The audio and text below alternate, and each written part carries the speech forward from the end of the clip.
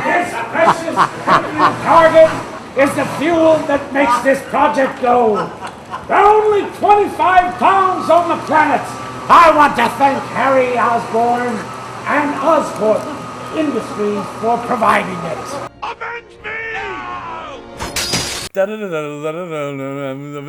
Spider-Man 2, the sequel to Spider-Man, came out 2 years after the original, and this is a sequel that is better than the first one. And also, it's one of the best superhero movies ever made. It's one of my favourite movies. We've talked about it a bit before, but today we're going in depth. I feel like it falls into the category of superhero movies that aren't superhero movies, like Winter Soldier, and like at one point you forget that they're a superhero movie. It focuses way more on like the dramatic elements and real life events of just, in this case, Peter Parker struggling with his own identity and just normal things in his day-to-day lives that, yeah, you do almost kind of forget that it is a superhero movie just because of, especially how relatable I think some of the aspects of it as well. Peter Parker, he's struggling to balance his life between being Peter Parker and Spider-Man. He's got a bunch of jobs that are just, he can't keep up with everything at the same time. He's delivering pizza time. He's working at the Daily Bugle, but he's kind of reluctant to sell photos to Jonah because all Jonah does is just shit talk Spider-Man all the time. He's unable to get to college as well. Just all this shit that's just having such an effect on his life. Everybody's out to get him. Everyone is just trying to murder Peter Parker, literally and just emotionally in this movie. So following from the last movie, I think just the character development progression from Spider-Man 1 and through Spider-Man 2 is so good. So you've got Harry, who's like real grief-stricken because of the death of his dad and hates Spider-Man, which is hard for Peter because obviously, you know, Harry's his best friend. Yeah. He wishes he could just tell him that he didn't actually kill his dad and he's kind of got it all wrong. And at the same time, Mary Jane, the love of his life, who he can't be with because he's just afraid of putting her in danger. She hates him. She hates him so much in this movie. She's such a cunt. She's to the such point, a prick in this like, movie. you honestly just... You literally want to, like, King hit her. Peter's trying so hard throughout the movie to just make everyone happy, and every time he does, just it's something to do with Spider-Man will come up again. Like, he promises Mary Jane that he's going to go to her play because she's going to become a big actress now, but then these guys are robbing a bank or something. They're driving down the street. I think they've just stolen some shit and he has to do that. And then by the time he gets to the play, it's too late and she hates him. Yeah. And basically just completely writes him off. Her ego's, she's too big for her boots. Literally Stormzy. She's getting way too big for her boots. You're never too big for your boots. Shut up. All the stress that's being put on Peter from all these different factors combining to just fuck him. He ends up losing his powers because he just can't cope with all this shit happening, and it's just his mentality is not right. It's just doing him over. It's doing him in. It kind of culminates in a scene at the planetarium where you've got them all together in the same place. Harry actually kind of he fully gets racked up at Peter and just starts slapping him because he thinks Peter's just defending Spider-Man. And also, him and Mary Jane get into another argument and he sees that she's actually getting engaged to J. Jonah's son, the astronaut. John Jameson. Yeah. And, like, everything is just coming together to honestly ruin his life. And this movie just builds sympathy for him so well because of how much it just grinds him into the ground and how the whole world's against him, even though he is a superhero saving people, doing all the right things, but as a person, as Peter Parker, it's just doing him no favours. The perfect example is when at the planetarium as well, when he keeps going to grab something off the trays, and at the last second, like, everyone just grabs it off before him. And it's a perfect metaphor for how his life's in ruins. The main villain of this movie, Dr. Octo, is one of the best villains in any superhero movie, I think.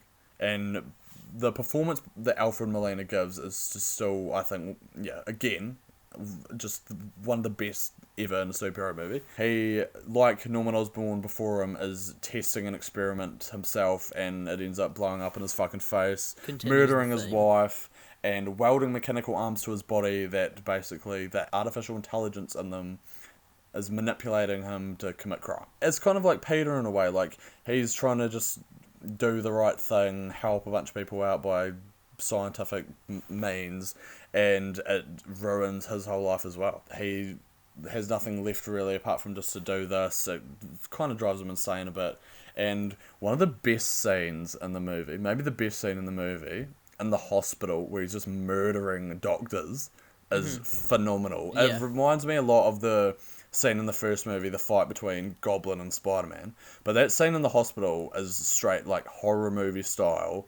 Him just fucking murder the arms, actually, like, not him, he's still unconscious, but the arms are just swinging around, just murdering people, and it's just phenomenal. Like, you wouldn't get that with any director except for Sam Raimi, I reckon. Yeah. Like, that is his personal touch on the movie. That's what makes me excited for the it's going off topic, but the Doctor Strange movie with Yeah, Raimi. again, That like, makes me, I'm excited really for excited for that. Except I feel like with the MCU, they have a bit more, Disney has a bit more control over the superhero movies and what gets put in as opposed to Sony. They, I feel like Raimi would have had a bit more free range to do what he wants until Spider-Man 3, obviously. Yeah, we don't talk about that though. The action scenes in this whole movie are just iconic. The train scene towards the end is maybe the best action scene ever in a superhero movie. Not even just the train scene, but like the whole scene leading up to that where they're fighting on like the clock, like on the tower or the clock tower or whatever. Yeah. And then kind of Just this whole segment is phenomenal and amps me up every time I watch it. Like, they're fighting on top of the train, Spider-Man swinging through and fight. Like, it's honestly just amazing. The visuals especially, the visuals have improved since the first movie as well. That's one thing I noticed. They don't look that CGI at all. The visuals in this movie are so much better. And this movie won an Academy Award for Best Visual Effects as well. The first Marvel movie to ever win an Oscar. And when it comes to Doc Ock's arms as well, I can't even tell, because sometimes they're practical, but most of the time I think they're CGI. But you can't even tell the difference between them, really. Like, it just looks so good the whole time. And all the action is just pristine. Yeah, considering like what Doc Ock is, like Just a guy. Yeah, no, like his like CGI. I mean, the arms. Real good. Yeah. Yeah. Like, in order for him to be a convincing villain, like, the main part about it, visually looking at him, is obviously the arms. So without getting those right, that kind of kills the whole character.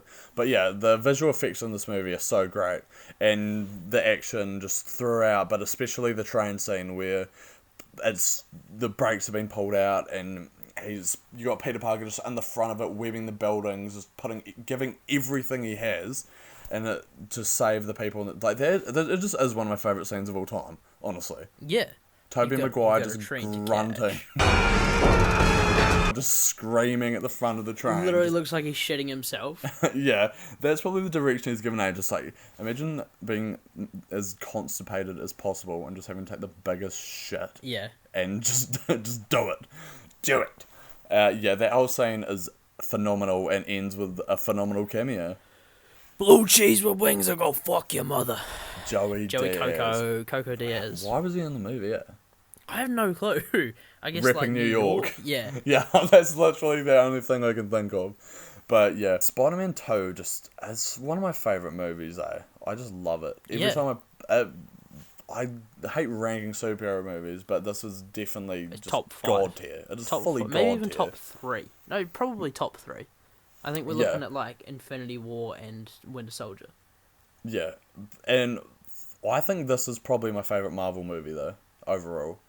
It's close, but I just Marvel think this movie. edges it out. Yeah. No, I agree with that. Like, it's definitely up there. Everything about this movie, I think, just works so well.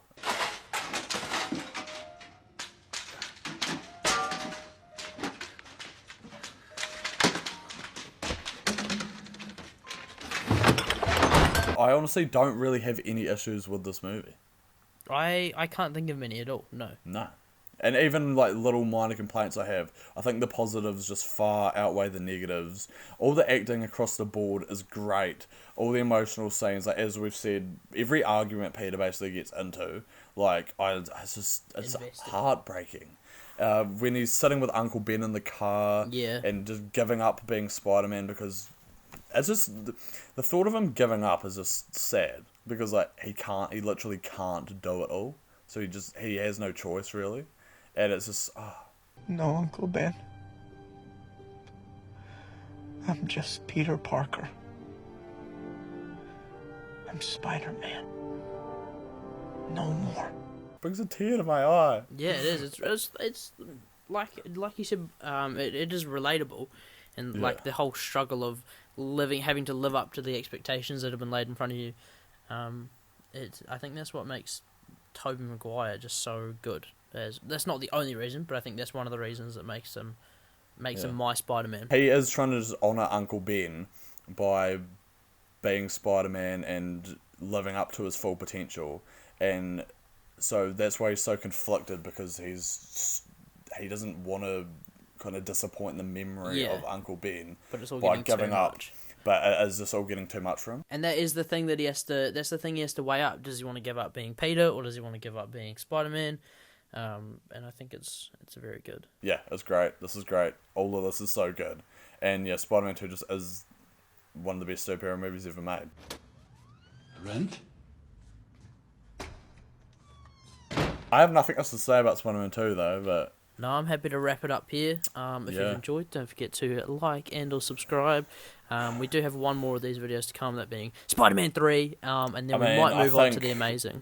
Yeah, I think we should move on to The Amazing, because, I mean, how could you leave out those phenomenal masterpieces? Yeah. You can't. There's no way. Highest rated movies of all time. Yeah, so stay tuned for Spider-Man 3 review and the rest of them. But for now, this has been Spider-Man 2. I've been Kleis. I've been Mr. Aziz. And we'll catch you on the flip side. Peter Parker.